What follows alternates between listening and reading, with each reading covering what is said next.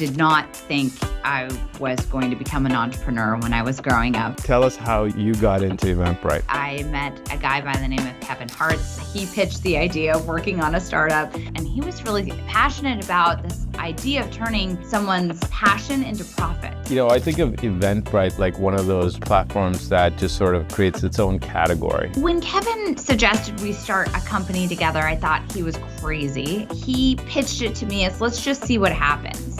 And we bootstrapped the company for the first 2 years. So there were no other employees, and we used our own money to fund getting to product market fit and traction. You went public. How did that take you to another level of growth? Shifting into the seat of a public company CEO, you learn a lot of lessons really quickly. I think that the best leaders are always staying in a growth mindset and willing to turn every challenge and mistake into something that they'll do differently next time. How did you look at the world when everything went into lockdown? So we weren't sitting around and waiting. As we started to get news in from China and understand how different markets were reacting, I took the move of just assuming it was going to be very bad. What were a couple of the quick pivots? In April of 2020, we had to shrink the company. There was absolutely no way we were going to survive with negative revenue at the size of company that we were. What are your thoughts on where we go with live events? Traditional entertainment was really thought of as being passive and a way to escape. And I mean that into our homes, into the palms of our hands. New entertainment is about participation.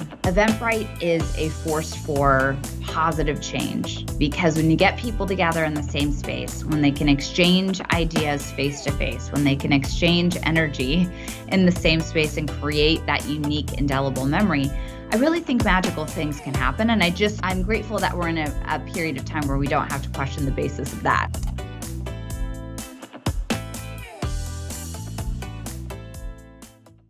Welcome to the show. I'm your host, Jerome Dwight, and today's guest has built one of the biggest names in live events and technology.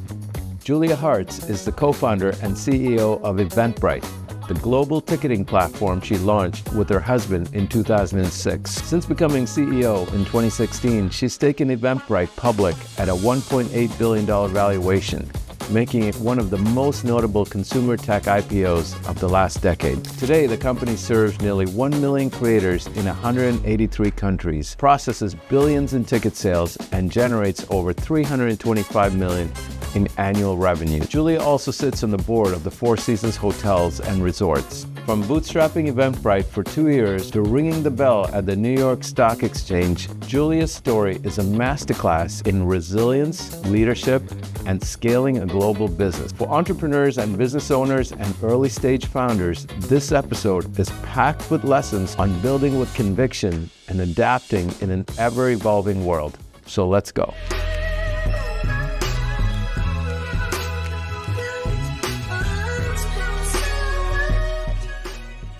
So Julie Hart, CEO and co-founder of Eventbrite, what a great brand. We are so honored to have you.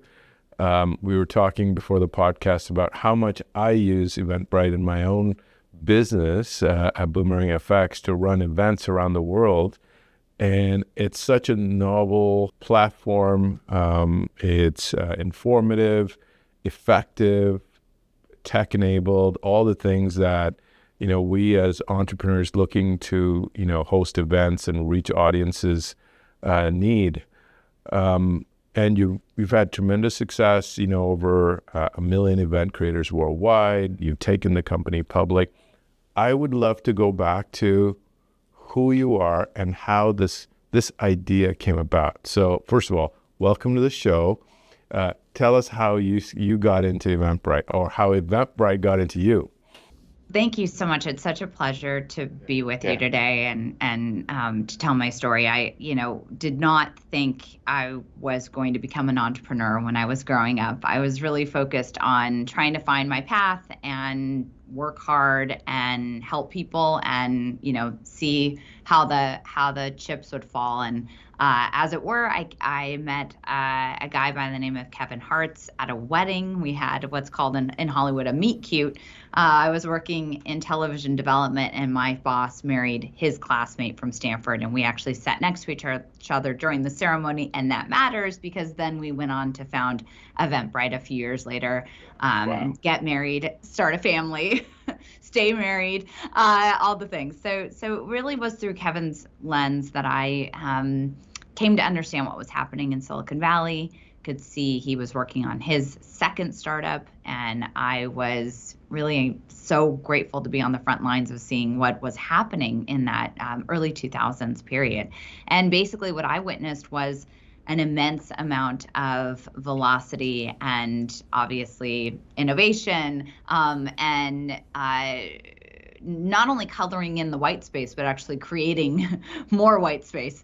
And, for me, that was thrilling to see what was happening. And really, I started to imagine the bridge between the two worlds of where I was sitting at. I was at the time at FX Networks working on some of the best scripted comedies and dramas on television and steeped in great storytelling. But I could see over in Kevin's world, the emergence of YouTube. And I remember when he showed me the first YouTube video and understanding that, people were going to become creators and content was going to proliferate in a way that we just had never seen before. And so when we actually decided to start our lives together and he pitched the idea of working on a startup, the idea of bringing content to life in IRL situations was really meaningful to me. And for him, he had spent his entrepreneurial journey thinking about how to democratize different industries that were sort of archaic and expensive and didn't have great technology-enabled solutions. Mm-hmm. And so we put those two things together. And then we found our third co-founder, our co-founding CTO, Renaud. And actually, I think this is really relevant to what you've done, which is Renaud is an engineer by day, but by night, he's a renowned photographer. And he was really passionate about this idea of turning someone's passion into profit. So how could you actually enable people to teach other people their skills, which actually ended up coming into focus for us in 2008-9 during the financial crisis. And, seeing the Eventbrite platform rise up to meet the needs of people who are looking for ways to create income and to help others. So it's this whole full circle experience. And I would say that the three of us co-founders came at it from totally different backgrounds and different angles. And we bootstrapped the company for the first 2 years. So where there were no other employees and we used our own money to fund getting to product market fit and traction. Wow, what a great story. Lots to unpack there. I think of Eventbrite like one of those platforms that just sort of creates its own category, right? I can't think of anything similar at the same kind of scale. Maybe there is, you can tell me.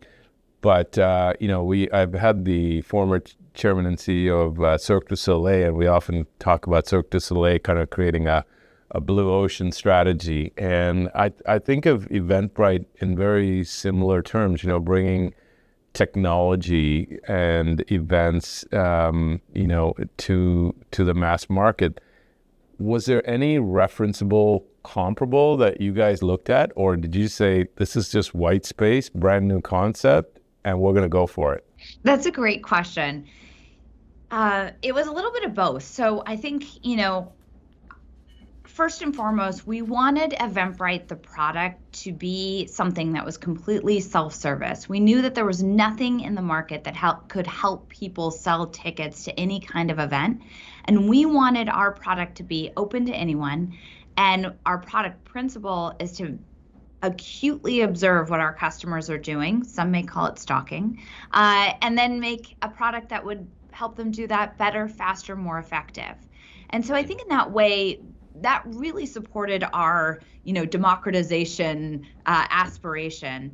And our mission was to bring the world together through live experiences. Never in a million years did we ever sit down and think that that would be one of the most critical linchpins to the human experiment, or that we would face a pandemic during the course of this. We really thought about, what are some of the products that are super easy to use? We used a reference point of Gmail. So we wanted Eventbrite we wanted for the creator to be able to get up and running on the platform as easy as it was to sign up for a Gmail account. And that was a really salient reference point for us, because every decision we made and how the product worked was around this idea that anyone should be able to use it, to the point that we would do QA testing on Kevin's parents, who at the time were in their 70s, and we would make them use the product, and then we would take copious notes around where they got stuck. That was great. That's a wonderful, segue into starting the company with Kevin as your partner, future husband, and so what was that dynamic like? How did you balance the role clarifications, and did you both have well-established sort of priorities to chase down? How did that work? When Kevin suggested we start a company together, I thought he was crazy. And I think that there's, typically speaking, a chip missing in a serial entrepreneur's brain. And the chip is, this might not work out. Jerome, I'm not sure if maybe you are also missing the chip. But what I found out, I think I am.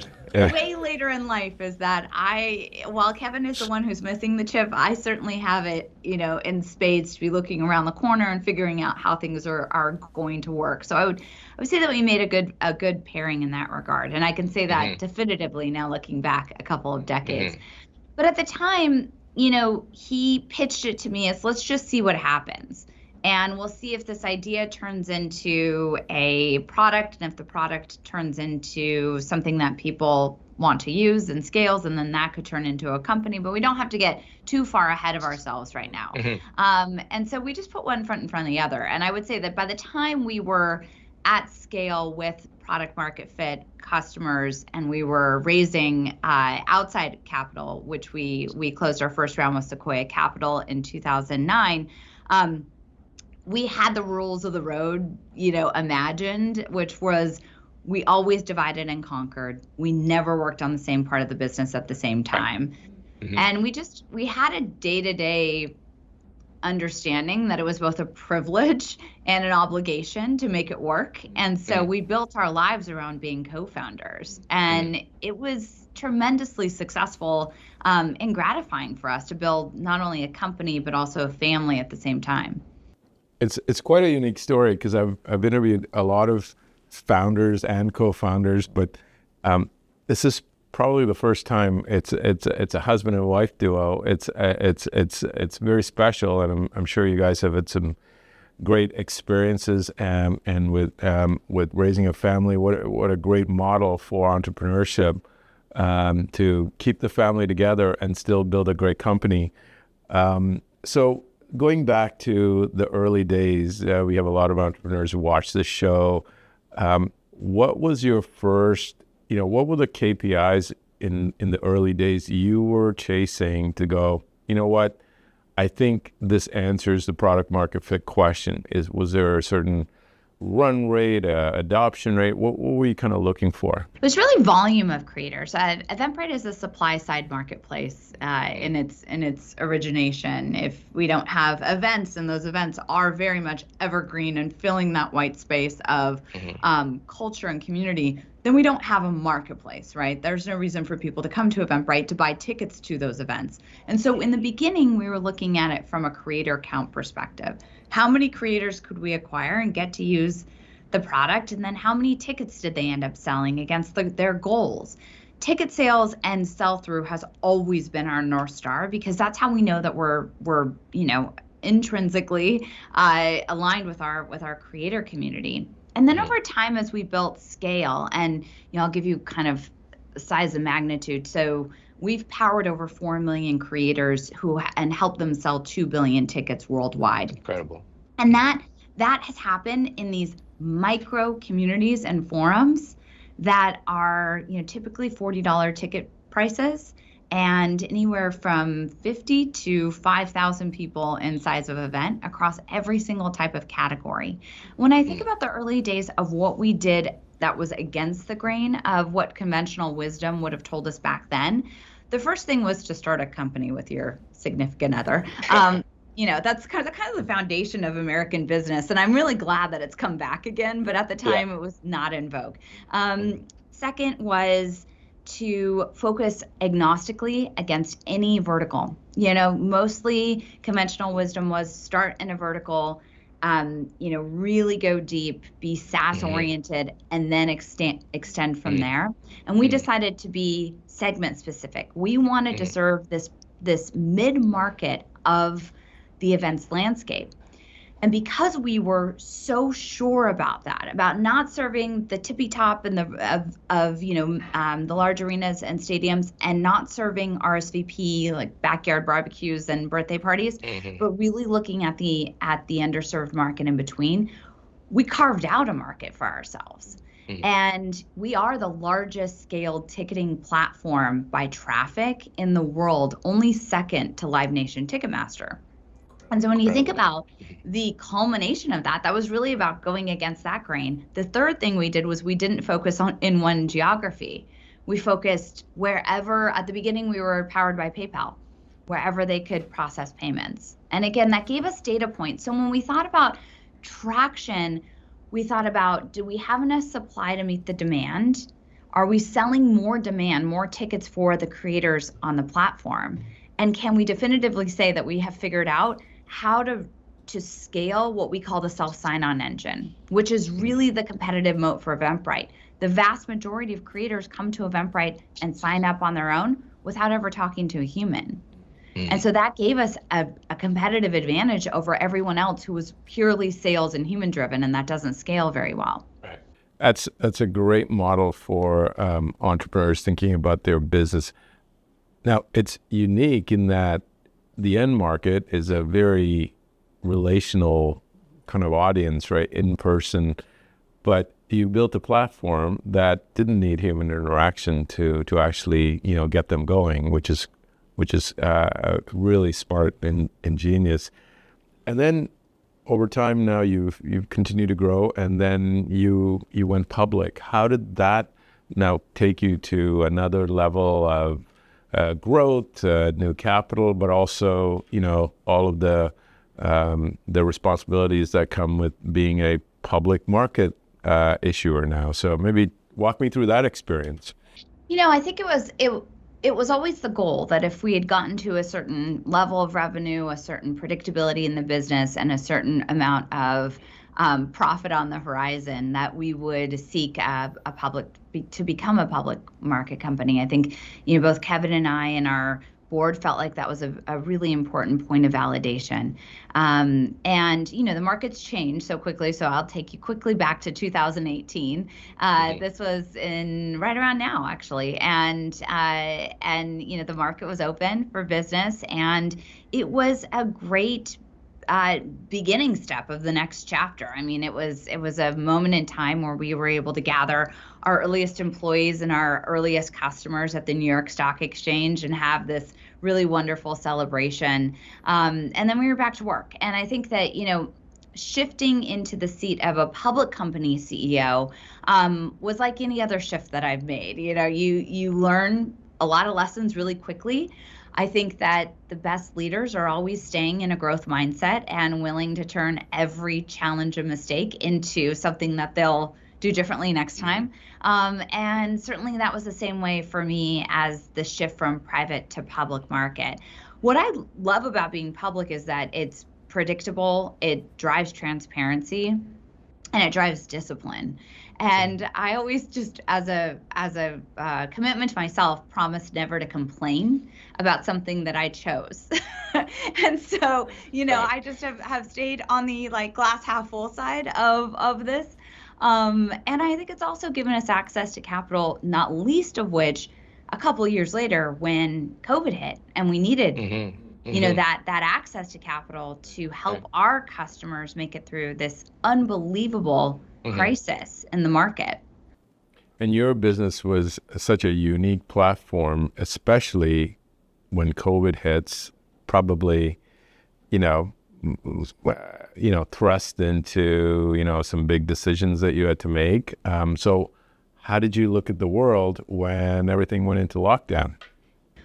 Well, we had the benefit of a board that all independent directors all have day jobs, and some of those day jobs took them into places where they could see how bad it could be. So we weren't sitting around and waiting. We were at the very beginning of 2020 making plans to assume that there would be a massive impact, because events are a mirror of what's happening in society, and Eventbrite is that mirror of what's happening across the landscape of society and events. And so as we started to get news in from China and understand how different markets were reacting,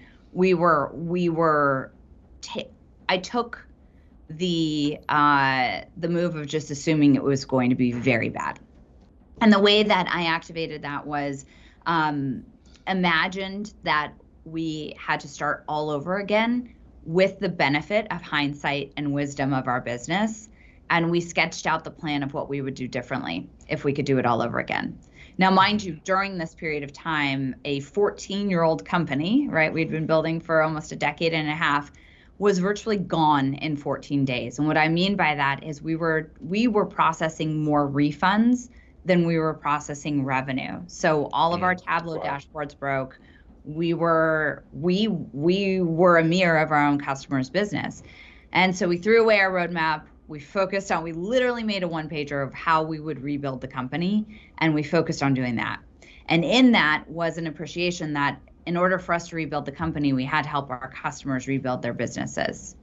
And so we focused on the segments of creators that we knew would be more resilient, that would bring live events back faster, that would be the agents of getting people together, first virtually and then back in person. And we did exactly what we had done in the beginning, which was to make their lives better, faster, more productive through our product experience and follow their lead. And so that's, that led us in places that we actually hadn't thought of. One example is one of my favorite creators, Radha Agrawal, started Daybreaker, which is an early morning rave that takes place in, really non-traditional venues, on a rooftop, on a boat, and obviously they couldn't gather in the way that they normally would.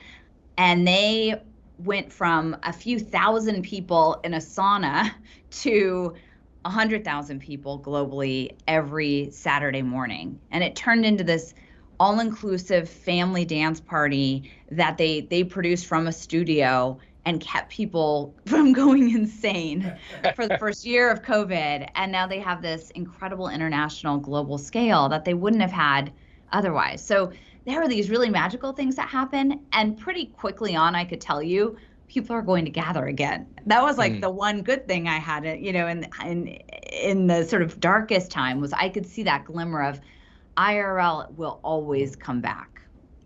Yeah. If you go back to a couple of quick, decisive moves you made during that COVID moment, because I think all of us as leaders, I was in the same boat. We serve thousands of healthcare practices which literally closed their doors. What were a couple of the quick pivots that you guys had to make, and without the luxury of time and analysis, that you made decisively? Well, so going back to that, what would we do differently if we had to build the company all over again? And then the punchline of, we're going to have to build the company all over again. We have no choice. Yeah, that provided a really clear North Star for a series of very difficult decisions. So one of which was in April of 2020, so quite early, we had to shrink the company. And there was absolutely no way we were going to survive with negative revenue at the size of company that we were.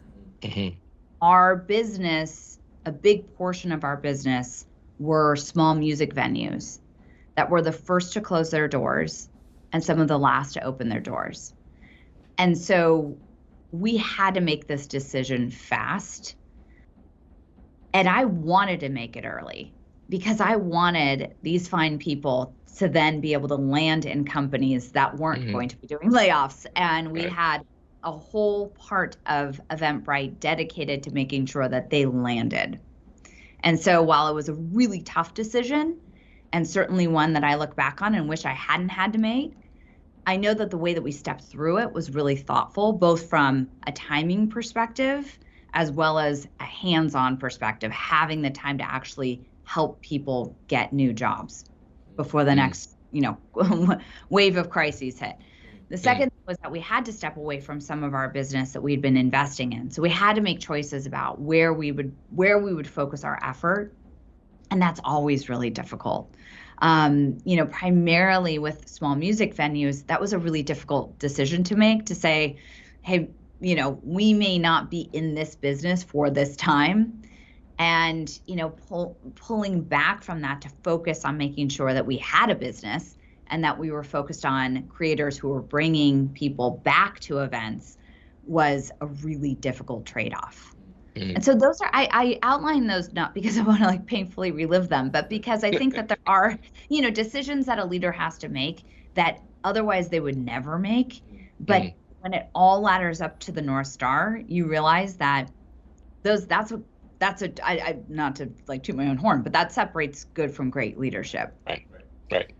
Absolutely. And, we're all faced with that every few years. I look back to when I was CEO at Bank of New York Mellon's Canadian arm and the financial crisis hits, and you've got to move fast and you've got to kind of make decisions with imperfect information. In the time we have left, I want to talk about live events and the future of live events. I'm a big believer that human interaction is what makes life great. Just being with people. Eventbrite represents that. But we've seen a lot of, headwinds to that model. For example, social media, digital events, but also, the recent events with Charlie Kirk and the maybe reluctance for people to gather. What are your thoughts on where we go with live events as CEO of one of the largest platforms? Yeah, I think that,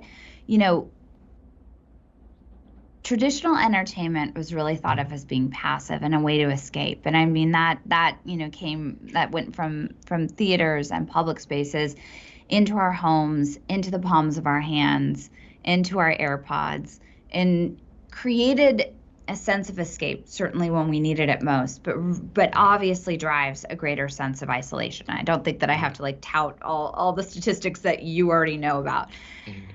And on the other side of life, new entertainment is about participation and getting out and being in a space that is entirely unique and not replicable. What I mean by that is even the most formulaic experience or show is entirely unique because the same exact fan base, the same exact audience is never there at the same time ever again. And so there's this energy shift and almost this procreation of an indelible memory that happens that I think writ large we're understanding is really unique and important to the human experience.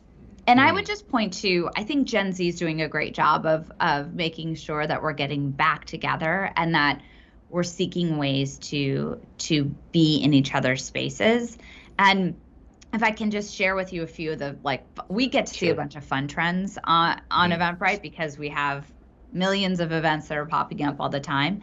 And what I thought was interesting is that all Gen Zers, so 95% of Gen Zers say that they want to experience the passions that they've cultivated online in different communities offline in real life. And so we're seeing kind of 4 things emerge from that. The first is that they want to experience fandom in real life. So you see the rise of immersive experiences, you see the rise of fandom events. Taylor Swift events are up 50% year over year. Love Island events are up thousands of percentage points year over year. There's ways in which it's people coming together around passions that are either unique to they are either mainstream, but in a smaller environment is a premium. The second thing is that and this points to a lot of the work that you've done, is that longevity is on the top of everyone's minds, no matter what your age. And I think people are becoming more and more attuned to living longer as at younger ages. So we've seen longevity events in the last 12 months up 222%. And that's, indicative of where people want to be educating themselves and spending time. The third thing is that hedonism is a little bit on the dip right now, and lifestyle wellness events are on the rise. So things like, forest bathing or events happening in, again, saunas are coming up a lot.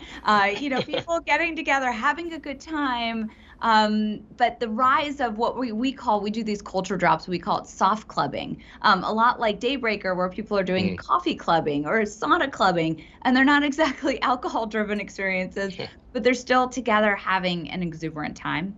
And then the fourth thing I think is not to go overboard on Swift, but I think is around sort of the culture around granny core events. So mahjong, sourdough making, knitting, silent book clubs, all of those types of events are way up on the platform. And we think that's indicative of people realizing that they want to get out of their heads and into their hands.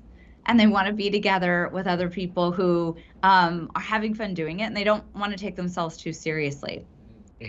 So I think at large, we're creating safer, more dynamic spaces by seeking out our individualism and what makes us a part of a community, and voting with our feet. And I think that's what makes me optimistic about the future, because I see it firsthand in all of our data and all of our trend spotting, and that energy is real. Wow, that's such good insight, because you have such a unique vantage point into really the human experience, which probably no other company has. And Eventbrite as a platform really helps. I hadn't even thought about how much of the sticky glue within a lot of the communities, and several of the events I've been to, I've gotten a Eventbrite invite, right? And so it really gives you a really good insight into the trends, which clearly you're on top of. So let's shift now to AI, and what does AI represent in the context of the human experience, and how are you guys as a company thinking about AI? Is it an accelerator? Is it something that needs to be addressed head on with potential caution? I've heard the entire spectrum of views, so I'd love to hear what your thoughts are. Thankfully, I don't think we have enough time to go into all of it, but I do think that when I look at AI as I do think it's an accelerator. I think it's an accelerator for business, for innovation. I do know that Eventbrite has been around long enough to have ridden these waves. So social, data, mobile. I mean, these were all waves that probably got them out of order, but these were all waves that enabled us to actually help people gather with less friction and find the things that they love to do.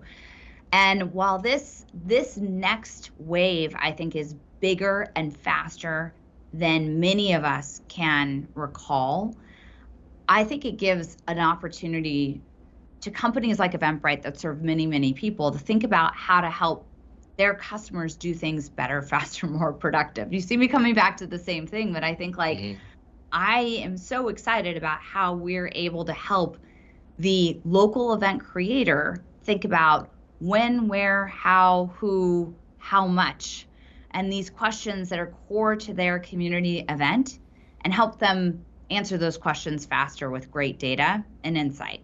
And then on the other side, I think all of us want a way to not only know what's happening around us, know where our friends and colleagues are going, but also maybe even help us do the dreaded task of coordination and rallying, our friends and colleagues to go together to a great event. So I think there's opportunities on either side. And I think this is obviously just the beginning. If you look at AI events on the platform as a subject, have been up, multiple hundreds percent over the last 3 years. And so, I think people are learning faster. I think they're connecting more. I think there's a big question mark, and rooted in that big question mark are some really important questions about the future of community, of humanity, of civility. And I think,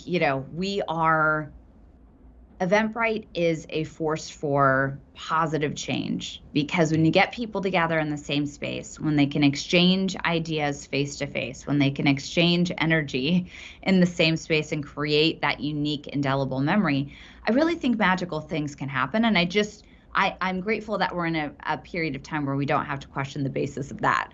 So, we'll keep pushing forward here. And I would say I'm optimistic, bullish, absolutely on what's going to happen in the next year.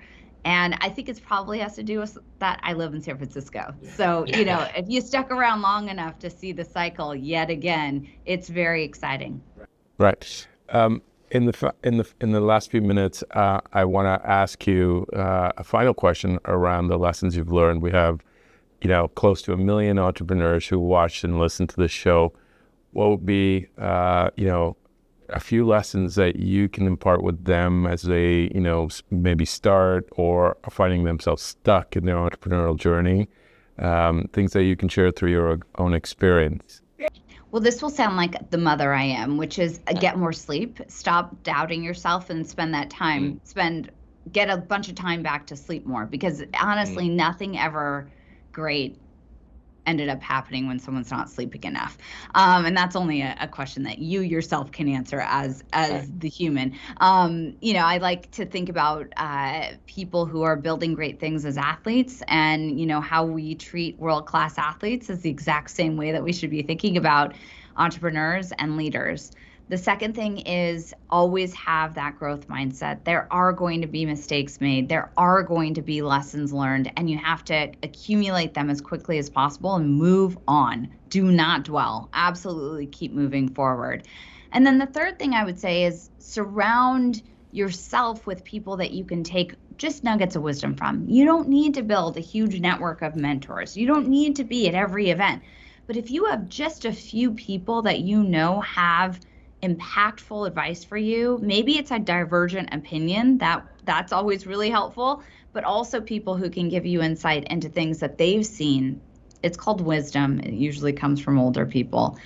Then take everything you can get, and don't put too much pressure on yourself to have a formal mentor, because there is not one person that can stand on a pedestal in your life and have all the answers. And so, I like to think about it as like, create the cast of Disney characters, not just the one that you're obsessed with, and be completely selfish in siphoning learnings from them and putting together an amalgamation of what great looks like in your own mind. Outstanding. Julia Hartz, I'm so honored that we had you on the show. I've learned a lot. I'm sure our viewers are going to benefit from this episode. Would love to have you back, and continued success on Eventbrite and all the other ventures you're involved in. Congratulations on everything you've accomplished so far. Thank you, Jerome. It was such a pleasure.